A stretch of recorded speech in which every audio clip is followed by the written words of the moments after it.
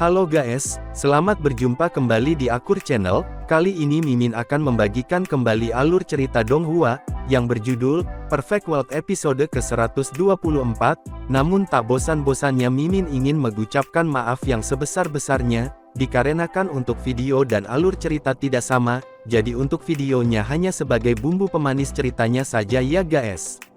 Baiklah, tidak usah berbasa-basi terlalu lama, selanjutnya kita langsung saja ke ceritanya.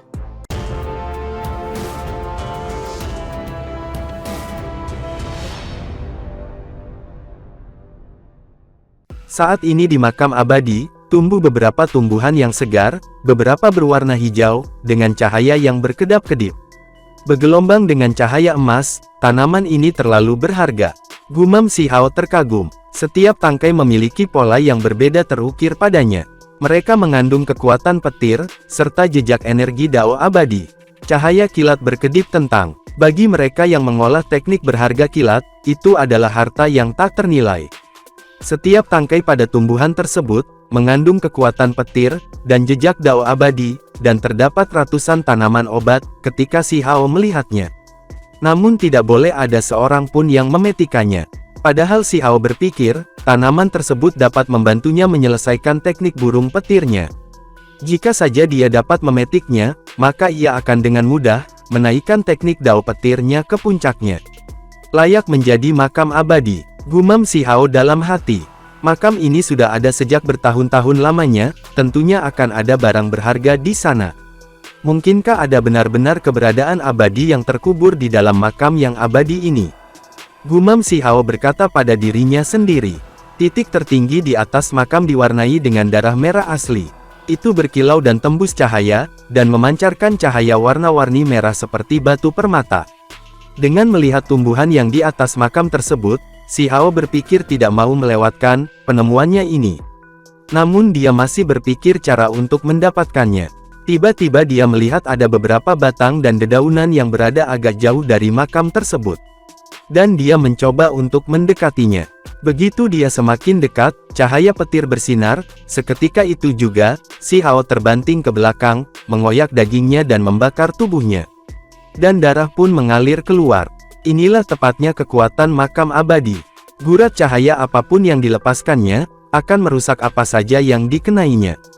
Meskipun tubuh fisik Si Hao telah dilatih melalui kerja keras dan sekuat berlian, tetap saja tidak bisa bertahan pada serangan petir tersebut. Padahal tubuhnya saat ini sudah jauh lebih kuat, daripada binatang buas peringkat surgawi, tetapi di bawah Dao aura abadi makam tersebut, dia masih terluka.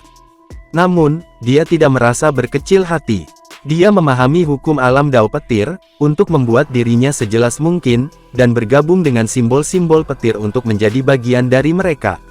Bisa tinggal di depan makam yang besar ini saja, untuk waktu yang lama dan memahami hukum alam sudah cukup sulit.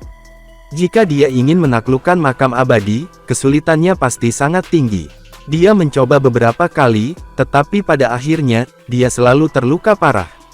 Namun sampai dengan saat ini, Si Hao tetap tidak mau menyerah, terus berjuang, meskipun mengalami kemunduran berulang.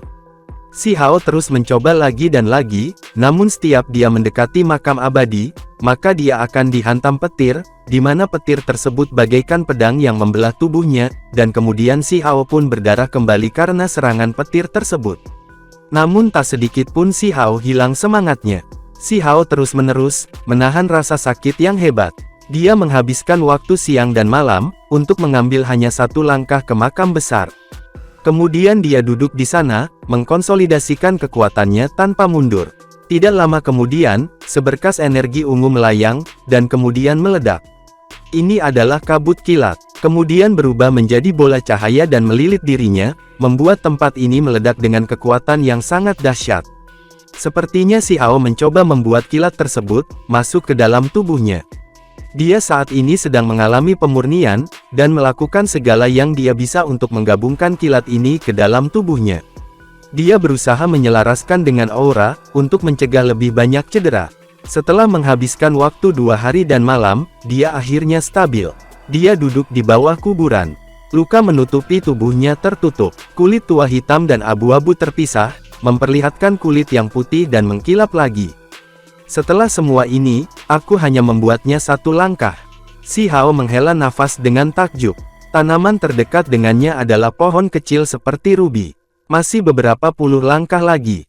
Ingin menggali itu terlalu sulit. Namun, ia juga mengerti betul bahwa jenis serangan petir dan cedera terus-menerus juga merupakan cara untuk memperbaiki tubuhnya sendiri.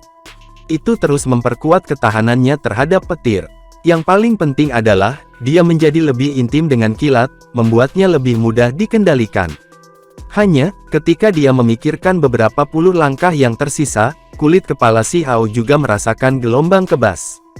Dia masih harus mengambil risiko bahaya, dan menanggung serangan paling menakutkan hanya untuk lebih dekat tumbuhan di sekitar makam tersebut. Dia membentuk tangan besar yang terbuat dari teks tulang dan mengulurkan tangan. Namun, itu segera diledakkan oleh busur petir, dan sama sekali tidak dapat mendekati pusat makam. Untuk beberapa puluh langkah terakhir, si Hao membutuhkan 8 hari penuh sebelum akhirnya mendekat. Setiap hari, tubuhnya akan diledakkan sampai darah berterbangan di mana-mana, dan tubuhnya hangus hitam. Ini adalah jenis penderitaan, seolah-olah dia telah turun ke dunia bawah. Dan kemudian segera setelah itu, tubuhnya sembuh kembali. Namun, ini jauh lebih cepat dari yang dia harapkan. Selama proses ini, ia juga harus membela diri terhadap kutukan. Untungnya, setelah mempelajari misteri petir Dao yang mendalam, kekuatan kutukan pun jadi melemah sedikit. Pada hari ke-9, si Hao tiba di depan pohon merah tua. Dia merasa ingin menangis, karena ini benar-benar proses yang sulit. Makam bodoh, ucap si Hao, dia sepertinya sangat marah. Selama beberapa hari ini, rambutnya berdiri tegak, dan ketika dia bernafas, hidung dan mulutnya menyemburkan sinar petir. Seluruh tubuhnya hampir meledak menjadi seperti batu bara. Dia akhirnya akan berhasil. Pohon kecil yang sepenuhnya merah ini sudah cukup untuk menebus kerugian yang dialami si Hao selama ini. Meskipun hanya setinggi 1 kaki, ia ditutupi dengan pola, dan memiliki petir merah yang melingkarinya, yang mengeluarkan gelombang getaran. Tanpa diragukan lagi, ini bisa membantu si Hao dalam memelihara teknik petir yang berharga. Sama seperti bagaimana ia dapat dengan mulus menerobos, setelah mempelajari kemampuan sakti burung petir, dan juga ia dapat menggunakan ini, untuk memahami lebih banyak misteri mendalam. Si Hao dengan hati-hati memahami itu. Selama proses ini, seluruh tubuhnya melepaskan kilat dan petir, dan pori-porinya juga mengeluarkan petir. Aku akhirnya mendapatkan satu. Gumam si Hao merasa sangat puas. Setelah berkultivasi selama 2 jam, ia menargetkan tangkai lain. Itu diliputi dengan energi ungu dan tampak agak buram, berada 7 langkah darinya. Kali ini, ia menghabiskan 3 hari 3 malam untuk mencapainya. Seluruh tubuhnya berubah menjadi cahaya kilat ungu. Dia tidak bisa membantu tetapi melepaskan gerutuan. Si Hao mengutuk keluar. Ini terlalu menyakitkan. Demi memetik tangkai obat, ia dipukuli seperti karung pasir, dipukuli sampai hampir mendekati titik kehancuran. Target berikutnya adalah jamur emas ukuran kepala manusia. Cahaya kilat bergerak di sekitar jamur tersebut. Dia menggunakan 2 hari 2 malam sebelum berhasil memanennya.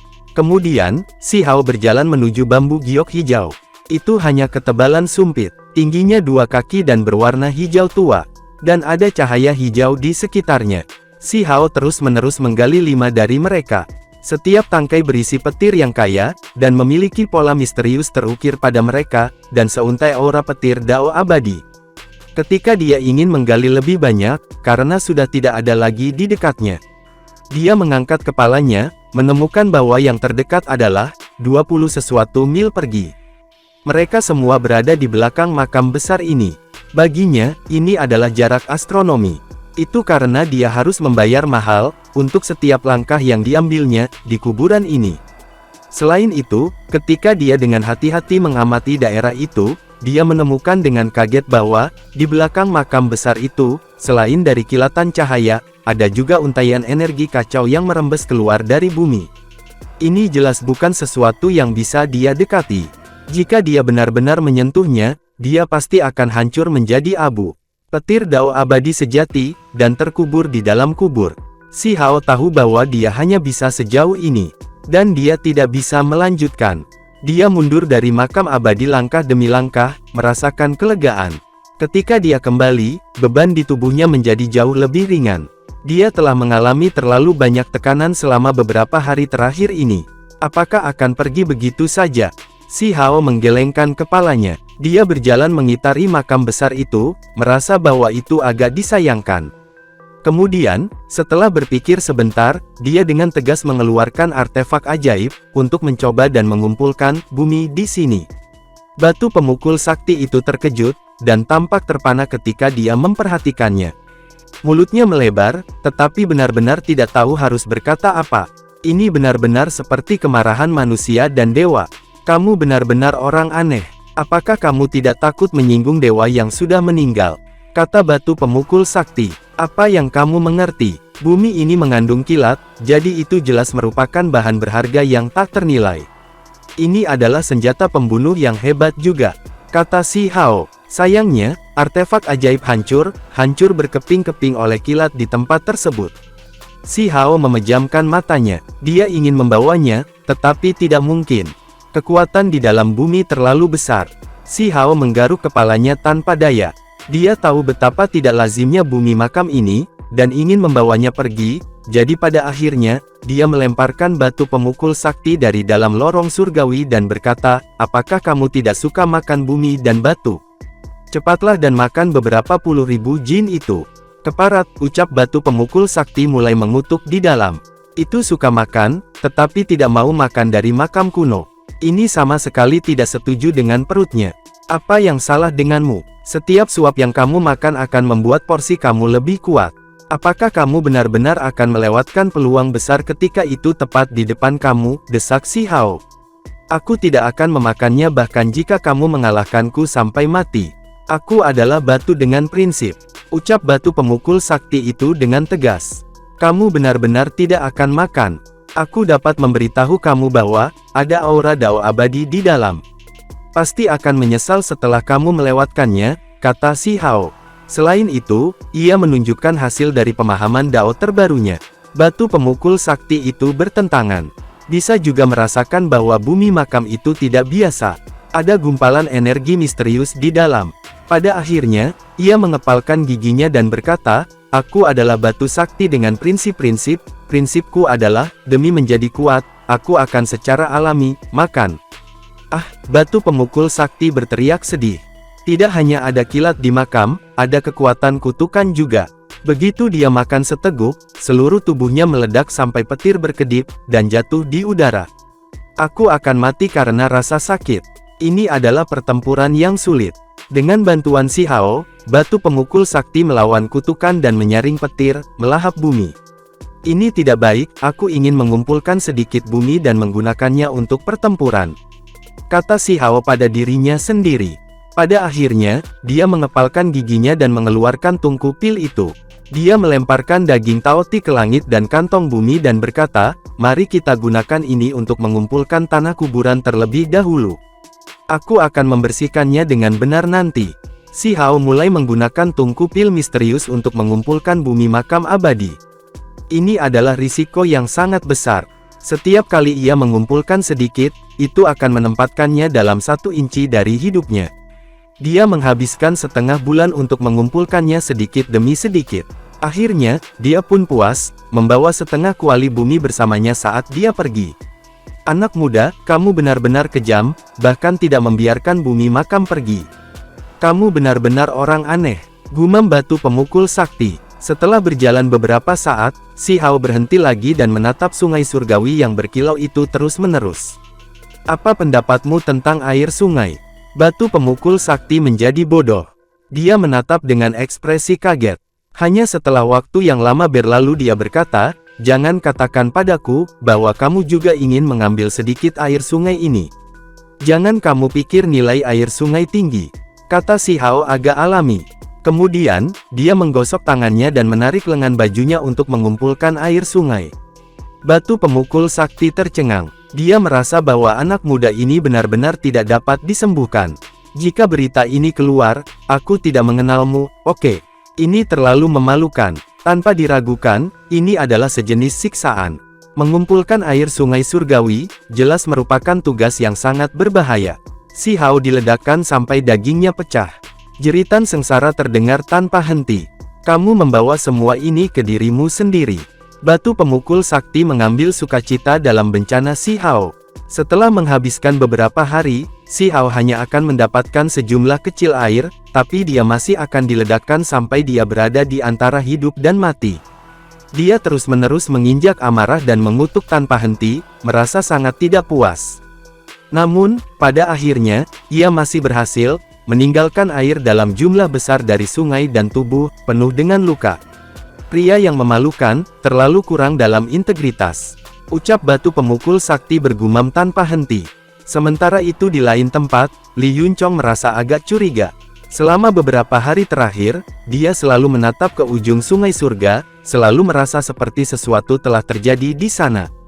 Simbol berkedip dan kilatan cahaya tiba-tiba akan meledak. Sayangnya, ketika dia masih 100 atau lebih dari makam abadi, dia tidak bisa melanjutkan lebih jauh. Dia sangat menderita dari kekuatan kutukan, dan dengan napas ringan, dia berbalik. Dia hanya muncul dari isolasi baru-baru ini, mengolah teknik berharga Suan Ni di dekat sungai surga. Dia berhasil menyaring potongan kayu sakti petir yang dia ambil dari sungai, yang menghasilkan manfaat besar. Aku ingin tahu bagaimana kabar saudara Huang. Mungkinkah dia benar-benar mendekati makam abadi?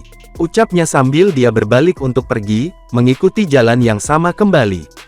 Segera setelah itu, dia kembali ke reruntuhan itu dan melihat 3000 mil monumen tinggi yang brilian.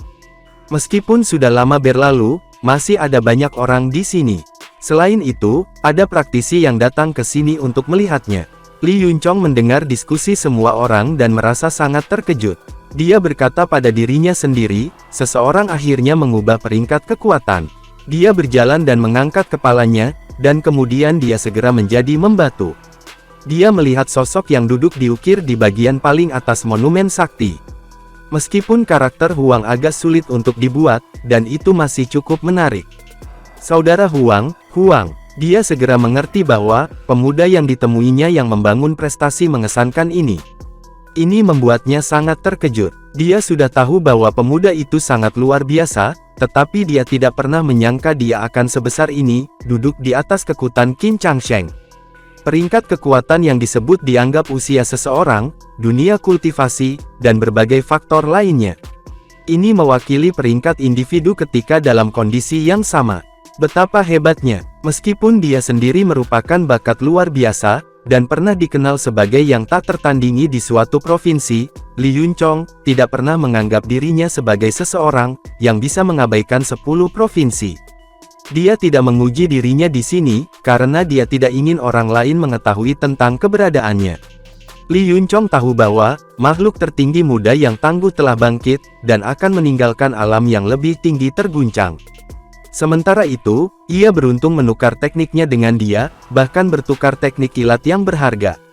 Pemuda ini seperti bintang luar biasa, yang secara bertahap akan bangkit dan mengabaikan ke 3000 provinsi. Beberapa bulan kemudian, beberapa individu yang mencurigakan datang ke pulau tersebut. Mereka kemungkinan besar datang untuk Huang. 3 bulan telah berlalu, namun jejaknya belum ditemukan. Huang, kemana dia pergi? Mungkinkah dia mencapai ujung sungai surgawi? Yang terbaik adalah, jika dia tidak muncul, atau dia mungkin dalam bahaya besar.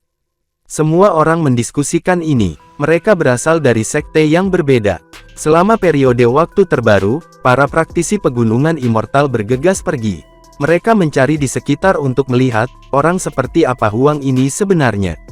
Terlepas dari ini, ada orang-orang dari sekte besar lainnya yang bergegas. Dengan penampilan individu misterius, yang bisa mengabaikan 10 provinsi, sensasi yang hebat tak terhindarkan. Beberapa warisan abadi ingin mengikatnya. Orang bisa membayangkan bagaimana perasaan sesepuh itu saat itu. Dia menderita bencana di Gunung Immortal. Jika dia mendapatkan berita tentang hal-hal alam bawah setelah itu, hatinya pasti akan sangat kesakitan. Xin kemudian kembali ke tempat Si Hao berada. "Kakek, kamu di mana? Aku harus menemukan kamu." Dia tidak ingin kakeknya merasa sedih, dan ingin memberitahu kakek 15 bahwa dia masih hidup, bahwa dia bahkan bisa bertarung melawan talenta luar biasa, dan bahwa dia akan bangkit di alam yang lebih tinggi. Mata Si Hao terhalang karena kabut. Dia berdiri di sini untuk waktu yang lama. Setelah berpikir sebentar, dia memutuskan untuk menetapkan tempat ini sebagai pusat, dan mencari di mana-mana di sekitarnya. Kakek 15 pasti tidak mencapai akhir makam abadi, karena Si Hao sudah mencapai akhir, namun tidak menemukan siapapun. Tidak ada jejak orang lain. Kakek jelas tidak berbalik, karena takut ditangkap oleh orang-orang penjara hitam. Dalam hal itu, kemungkinan besar, kakek 15 mengikuti sungai surga untuk sementara waktu, dan kemudian setelah merasa bahwa kekuatan kutukan itu terlalu besar, memutuskan untuk pergi, sehingga pecah. Ketika dia memikirkan hal ini, pikirannya melompat. Ada banyak makhluk yang kuat, ketika seseorang tinggal jauh dari sungai surga. Mereka semua mengerti teknik petir, tanpa kekurangan praktisi yang menyalakan api sakti di antara mereka. Mereka sangat berbahaya. Kakek, kita pasti akan bersatu kembali, ucap Si Hao. Si Hao meninggalkan tepi sungai dan turun dari ketinggian di langit, terbang ke bumi besar pulau tersebut. Ini karena sungai surgawi mengalir di langit. Dia memanggil batu pemukul sakti dan kaisar kupu-kupu, agar mereka membantunya mencari petunjuk. Pulau tersebut awalnya ditangguhkan di udara. Ada semua jenis kabut petir di mana-mana, dan itu sangat gelap. Itu luas dan tidak terbatas juga, jadi mencari satu orang tidak diragukan lagi akan sulit, dan juga berbahaya.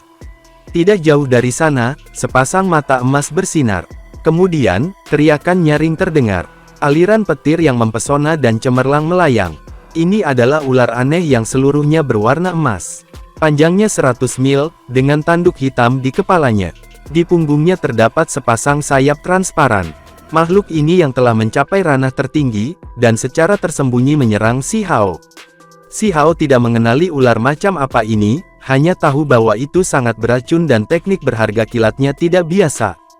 Dia tidak menghindar dan malah menggunakan kesempatan ini, untuk menguji beberapa bulan kultivasinya. Dia membiarkan busur petir itu memasuki tubuhnya, dan bergabung dengan lambang petir tubuhnya. Dia bahkan tidak terluka sama sekali. Terlalu lemah, kata Si Hao. Dengan mengangkat tangannya, seberkas api melonjak dari telapak tangannya, dan kemudian terlempar keluar. Dengan suara desiran yang terdengar, ular aneh ini terbunuh, meledak menjadi batu bara yang hangus. Ketika petir berubah menjadi api, semua karakteristik destruktifnya dilepaskan. Ini adalah panen terbesar yang diterima Si Hao dari makam abadi. Dia bisa melihat arah kultivasinya. Dia terus berjalan, tetapi pada akhirnya, sebelum melakukan perjalanan sangat jauh, dia bertemu beberapa ular emas aneh lainnya. Tak satu pun dari mereka yang lemah. Salah satu dari mereka, setelah terbunuh, meninggalkan batu emas berkilau di tempat aslinya. Di dalamnya terkandung petir dan simbol yang berkedip-kedip. Ini adalah bahan yang sangat berharga. Di Pulau Iblis ini, ada sebagian kecil makhluk, yang tubuhnya mengandung jenis kristal ini. Mereka adalah bahan berharga untuk menyempurnakan senjata. Jika di dunia luar, mereka akan sangat berharga sekali. Ketika ular emas ke-8 yang aneh terbunuh, Si Hao merasa seolah-olah ada sesuatu yang tidak beres. Dua matahari tiba-tiba meledak dengan kecemerlangan di depannya, tampak sangat menyilaukan dalam kehampaan. Rambut halus Si Hao semua berdiri di ujung. Gejolak kehidupannya, tiba-tiba meledak dari pegunungan. Itu sebenarnya ular raksasa yang bersembunyi di sini, dan saat ini, ia hidup kembali dan menatapnya. Ular ini membentang di atas bumi yang besar, seolah-olah ia tidak bergerak selama beberapa ratus tahun. Debu menumpuk di tubuhnya, dan sekarang, mulutnya mengeluarkan seberkas cahaya petir yang sangat besar. Seketika itu juga, ekspresi Si Hao berubah.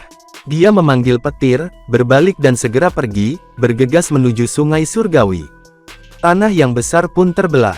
Tanduk hitam di kepala ular aneh itu bersinar, mengirimkan kilat yang meruntuhkan banyak puncak gunung di dekatnya. Sayap transparan di punggungnya bergerak, membawanya ke sungai surgawi, dan mengejar Si Hao.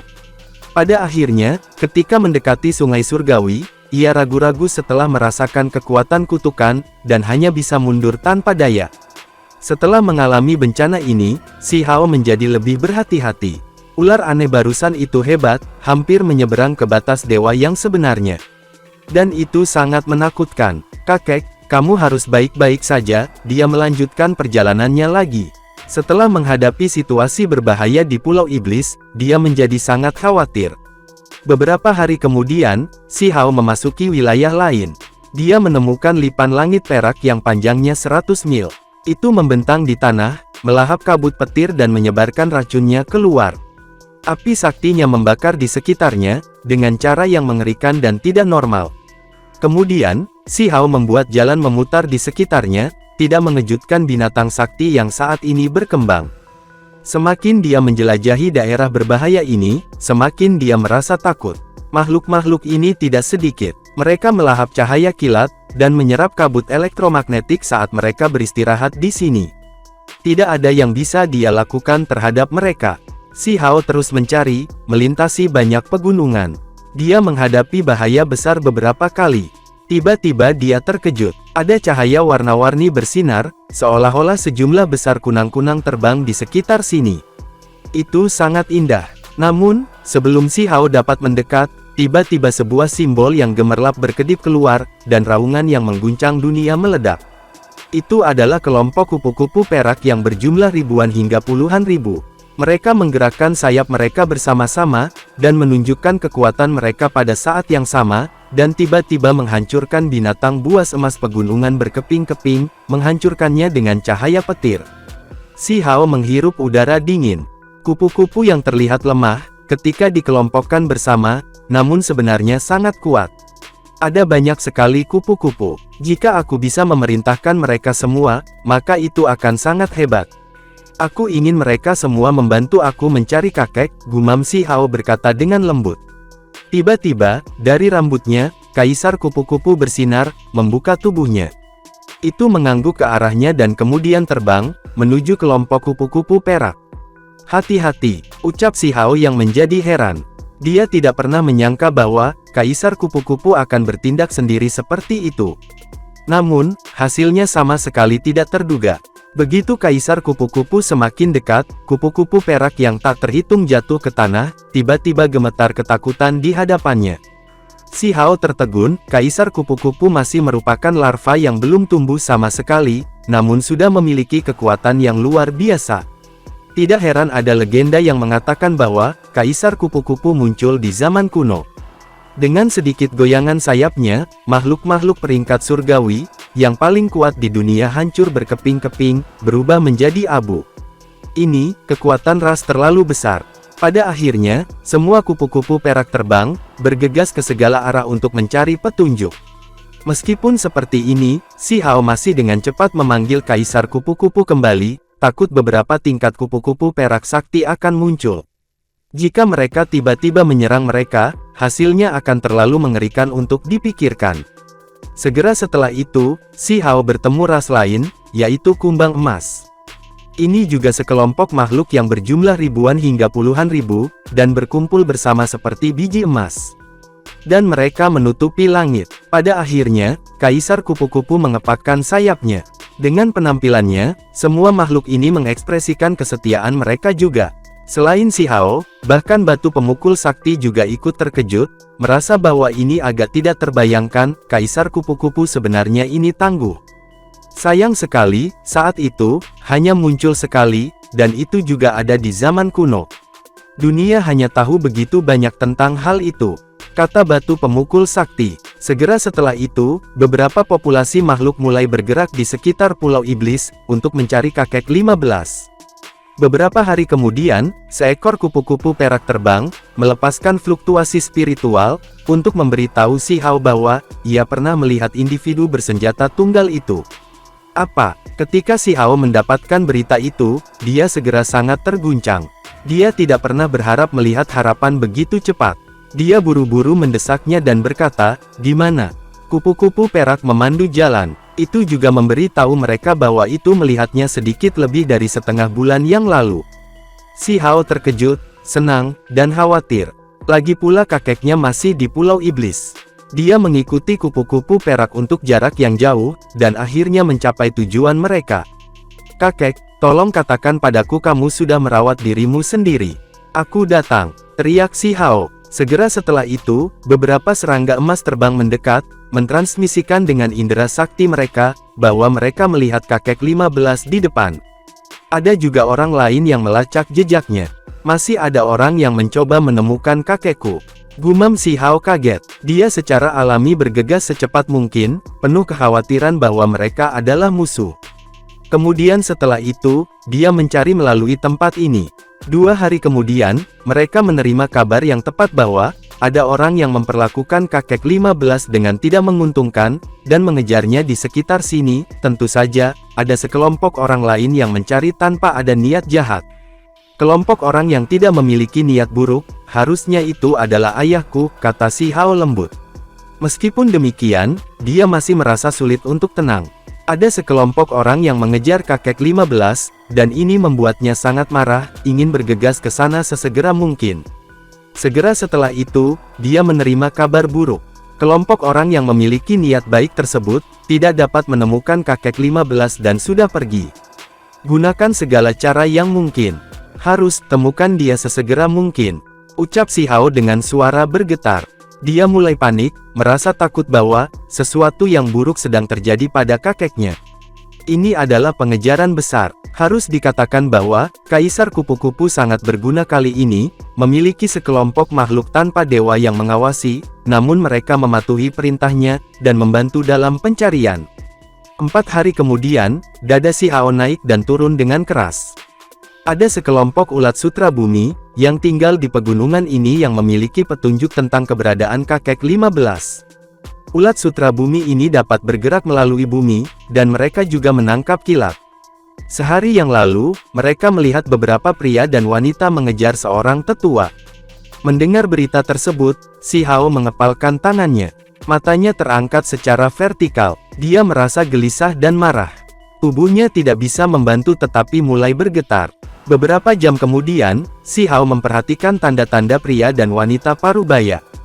Kecepatan mereka tidak cepat atau lambat, dan mereka mengikuti jejak yang ditinggalkan oleh orang lain, juga mencari sesuatu.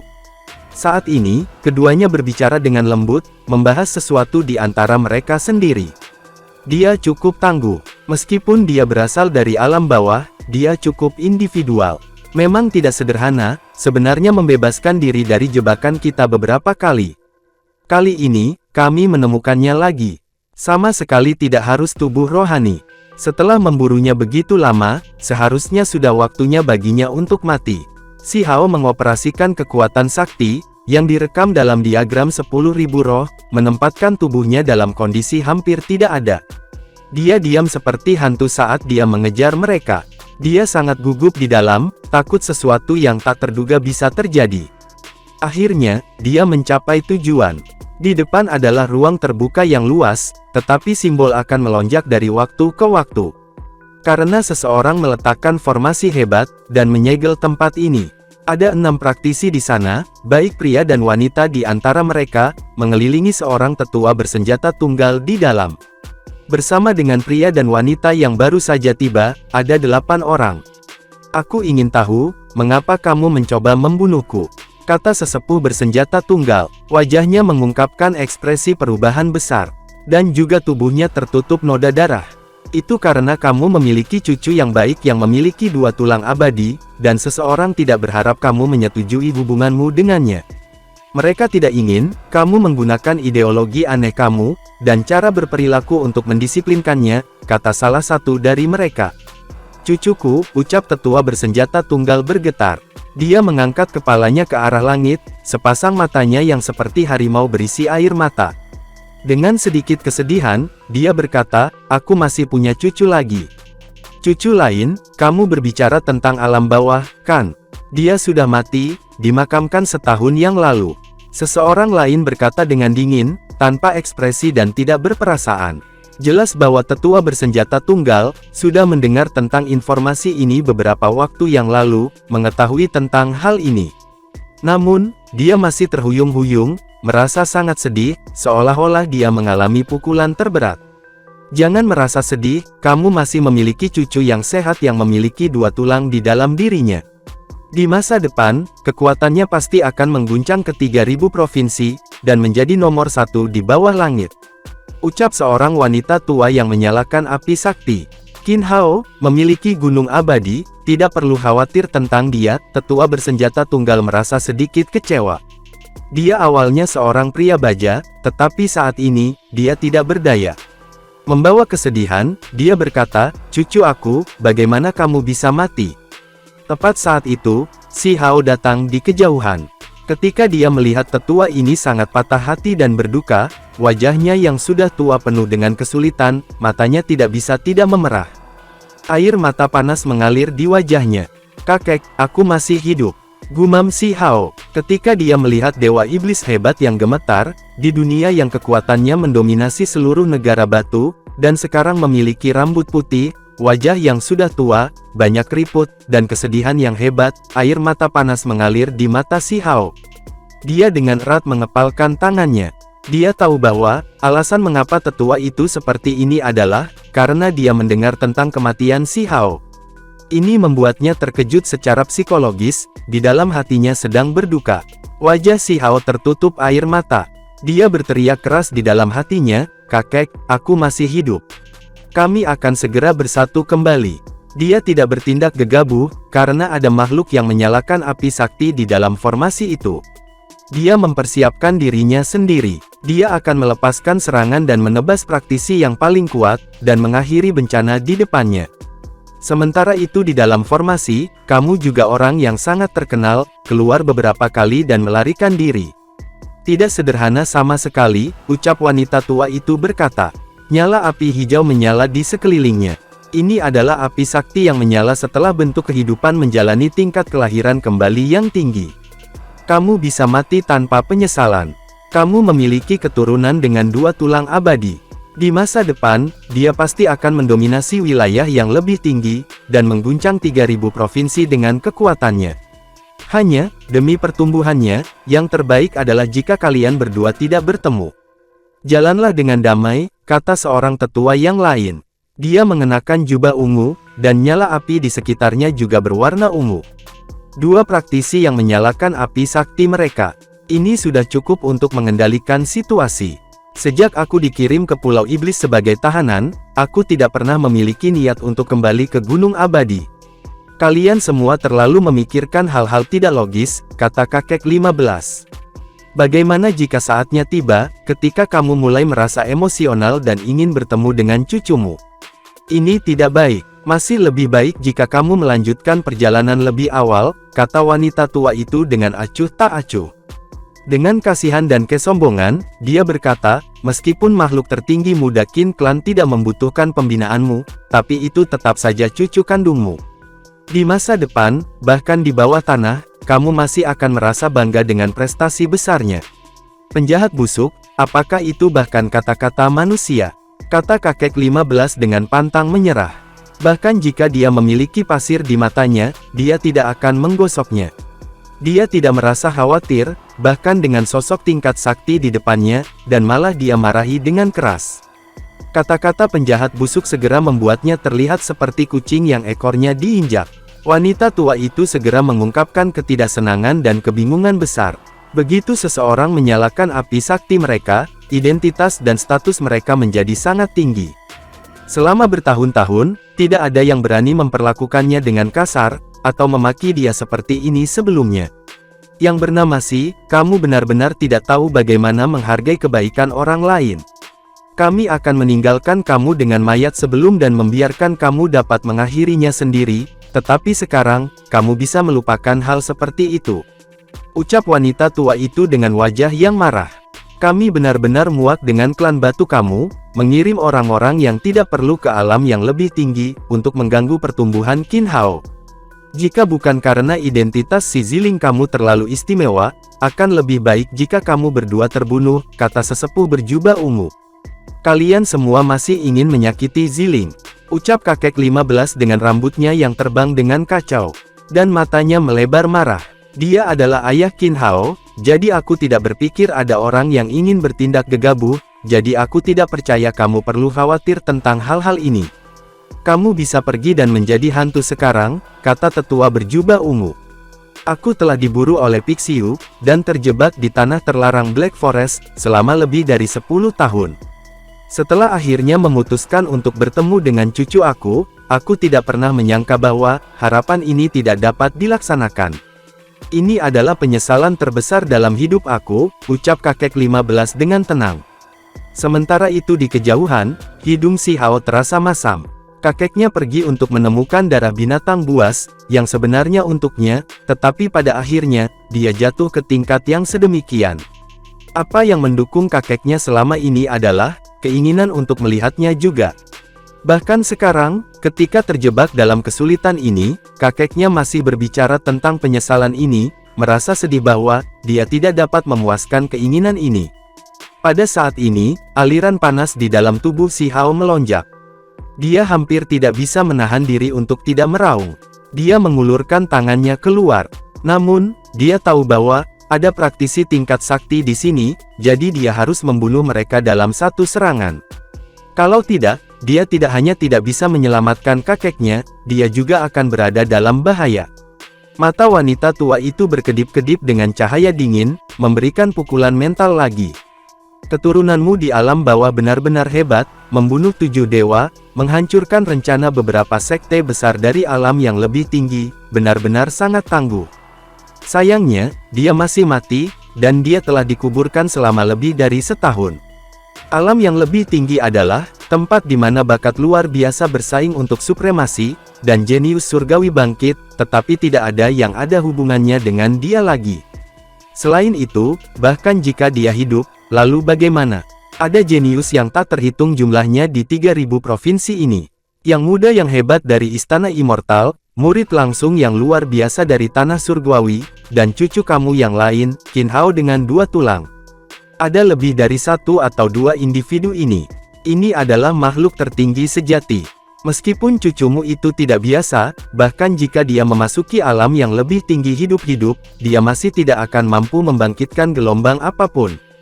Karena kamu sangat merindukannya, maka pergilah ke sisinya, kata tetua berpakaian ungu itu. Dia kemudian mengangkat tangannya. Simbol berkedip di telapak tangannya, dan energi ungu menyelimuti udara. Ini pasti tubuh yang sebenarnya, kan? Ucap seseorang bergumam dengan suara lembut dari samping. Kami akan mencari tahu setelah membunuhnya. Yang lain berjalan, memblokir semua sisi untuk mencegah kakek 15 melarikan diri. Tuanku, hanya dari bagaimana dia meninggalkan tulang makhluknya pada akhirnya dan memberi tahu adiknya kata-kata itu, jika dia masih hidup, dia pasti akan bergerak tanpa hambatan melalui ke-3000 provinsi. Kakek 15 berkata dengan suara rendah. Dia merasa sangat kesepian. Kemudian, dia dengan keras mengangkat kepalanya dan melonjak dengan niat perang. Dia bukanlah seseorang yang gampang menyerah. Kamu bisa mati saja. Mata sesepuh ungu berjubah itu dingin seperti cahaya pisau ungu. Dia tampak sangat menakutkan dalam kabut besar. Sementara itu di kejauhan, di tempat Si Hao berada, sekarang adalah waktunya. Mata Si Hao meledak dengan cahaya sakti. Ketika pihak lain mengungkapkan niat membunuh, dan memusatkan seluruh perhatiannya pada kakek 15, kemudian dia segera bergegas. Pada saat itu, kilat meledak. Si Hao kuat seperti naga sejati, bergegas keluar dari kegelapan, setiap inci dari dagingnya meledak dengan esensi spiritual. Simbol menutupi tubuhnya, dan kekuatan sakti melonjak seperti laut. Selain itu, di tangan kanannya adalah artefak sakti dewa sejati, tombak Demon Fall. Itu meningkatkan kekuatan petir Si Hao, ke tingkat yang mengerikan. Si Hao terlalu cepat. Dia mengaktifkan petir sambil bergerak, melesat melintasi langit, seperti busur abadi cahaya abadi. Tidak ada yang bisa bereaksi tepat waktu, bahkan wanita tua atau tetua berjubah ungu. Pada saat kritis ini, tidak ada yang menduga akan ada pembunuh yang bersembunyi di kegelapan. Sinar petir merobek langit. Seorang pemuda dengan rambut acak-acakan muncul, setiap matanya melepaskan cahaya mengejutkan yang menembus kabut. Di tangannya ada tombak yang berharga itu. Ketika dia turun, dia seperti dewa surgawi. Seketika itu juga, petir mereda. Seluruh tubuhnya ditutupi oleh sinar petir menyilaukan tak berujung. Itu sangat menyilaukan, sehingga mereka tidak bisa membuka mata mereka. Tombak Demon Fall itu secara khusus melepaskan seberkas petir tebal. Wajah semua orang menjadi pucat. Mereka tidak bisa menahan berteriak. Namun, ketika mereka berteriak, kilatan petir itu sudah turun, merobohkan punggung si tua berjubah ungu. Dia meledak terbang, setengah tubuhnya langsung meledak. Kemudian darah terciprat kemana-mana dengan kacau. Semua orang menjadi ngeri. Praktisi yang paling kuat di antara mereka, keberadaan yang telah menyalakan api sakti, memiliki sisi kiri tubuhnya hancur berkeping-keping. Hanya dalam satu serangan, dan dia hampir mati. Tetua berjubah ungu kesakitan. Itu adalah hukum alam Dao Petir yang mendapat dukungan dari artefak magis dewa sejati. Itu secara paksa menghancurkan tubuhnya. Jika bukan karena kekuatannya yang besar dan api sakti yang melindungi tubuhnya, orang lain pasti sudah mati, karena tubuh dan jiwa mereka musnah. Tidak ada yang tertinggal. Pada saat yang sama, wanita tua itu juga berteriak, karena Si Hao mengeluarkan tungku pil yang juga menunjukkan kekuatan. Sambil membawa kilat, itu berubah menjadi matahari kecil seukuran kepalan tangan yang menyilaukan. Itu menembus sisi kanan dadanya. Seketika itu juga, lengan kanannya hancur berkeping-keping, dan darah pun terus-menerus menetes. Sayangnya, hidupnya tidak diambil, karena sebagian besar perhatian Si Hao telah ditempatkan pada tubuh sesepuh berjubah ungu. Kekuatan tetua berjubah ungu itu lebih besar dari miliknya, membuatnya menjadi target pertama Si Hao, untuk dihancurkan. Namun, karena perhatian yang terpencar-pencar ini, sehingga tak satu pun dari kedua praktisi dewa yang agung ini, mati karena serangan tersembunyi ini, sehingga keduanya lolos dari bencana. "Siapa kamu?" ucap tetua berjubah ungu itu berteriak. Api ungu membakar di sekelilingnya, mengelilingi seluruh tubuhnya. Cederanya sangat serius. Setengah dari tubuhnya hancur berantakan. Di sisi lain, cedera wanita tua itu relatif lebih baik. Dadanya pecah, dan lengan kirinya hilang. Si Hao tidak berbicara sepatah kata pun. Sambil memegang tombak Demon Val, dia langsung meledakkan beberapa simbol di tanah. Dengan cepat, ia memasuki formasi hebat, tiba di sisi kakek 15 untuk melindunginya. Semua transformasi ini terlalu cepat. Dua praktisi tingkat dewa yang hebat terluka parah, hampir terbunuh, membuat 6 praktisi tertinggi berkeringat dingin. "Bocah, siapa kamu?" ucap kakek 15 sambil memandangnya. Dia bisa merasakan kehendak baik anak ini, dan bahkan lebih lagi dari air mata yang mengalir dari wajahnya. "Kakek, aku adalah haur kamu," ucap Si Hao berteriak keras. Air mata mengalir di wajahnya. Setelah berpisah lebih dari 10 tahun, kakeknya sudah menjadi tua. Rambutnya putih, dan wajahnya dipenuhi keriput. Dia telah mengalami perubahan besar seiring berjalannya waktu. "Qin Hao, jangan membohongiku seperti itu." Kakek 15 bingung. Dia telah bertemu dengan cucunya di alam bawah sebelumnya, dan ini bukan orang di depannya. Tiba-tiba, kakek 15 memikirkan sesuatu. Matanya langsung melebar, dan air mata yang lama mengalir dari matanya yang seperti harimau. Dia bertanya dengan suara bergetar, "Kamu adalah?" Si Hao segera mengembalikan penampilan aslinya, mengungkapkan wajah aslinya. Dia meraih lengan kakeknya dan berkata, "Kakek, aku tidak mati. Aku masih hidup. Aku juga datang ke alam yang lebih tinggi, dan aku telah mencari kamu sepanjang waktu ini," ucap Si Hao. Si Hao berteriak keras, mencurahkan isi hatinya yang penuh kerinduan dan emosi. Kakek 15 adalah pria baja yang keras, yang disebut Dewa Iblis Besar, tetapi saat ini, tubuhnya bergetar, dan dia hampir jatuh. Dia sangat terguncang saat dia menatap Si Hao. Saat itu, Si Hao masih sangat kecil, jadi sekarang setelah dewasa, dia tampak berbeda. Namun, ada beberapa ciri khas yang ia miliki bersama kakek 15. Dan keduanya sangat mirip. Pada saat yang sama, dengan garis keturunan mereka terhubung, ketika Si Hao mengungkapkan penampilan sejatinya, segera meyakinkannya bahwa ini adalah kakeknya. Dia muncul, dia masih hidup, dia ada di sini, dan bersatu kembali. "Haha," kakek 15 tertawa terbahak-bahak, matanya berkaca-kaca. Seluruh tubuhnya memancarkan kemegahan yang cemerlang. Ini adalah jenis kegembiraan yang ditimbulkan dari jenis kegembiraan, kebahagiaan karena hasratnya yang terpuaskan telah terpenuhi. Di kejauhan, semua individu itu menjadi sangat terkejut. Dari diskusi mereka, mereka mengetahui bahwa pemuda ini adalah Si Hao dari dunia bawah. Hao Erku masih hidup. Setelah kehilangan tulang tertinggi menjadi 2 kali, dia masih bisa melewatinya. Apalagi yang bisa menghentikannya? Air mata kakek 15 mengalir kemana-mana saat dia tertawa keras. Dia gemetar saat dia menggosok rambut dan wajah Si Hao. Seluruh tubuhnya melepaskan sinar yang menakjubkan, membawa sukacita besar dalam kesedihannya. Ketika orang-orang di sekitar mereka mendengar ini, mereka semua merasa ngeri. Langit tidak bisa mengambil kehidupan makhluk muda ini.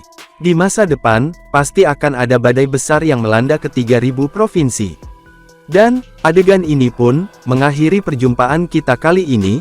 Terima kasih kepada semua subscriber Akur Channel, yang sudah menyimak sampai dengan akhir ceritanya. Semoga semuanya diberikan kesehatan dan kebahagiaan, juga diberikan selalu rezeki yang berlimpah, untuk bekal dunia dan akhirat, amin. Sampai jumpa di episode selanjutnya ya guys, terima kasih.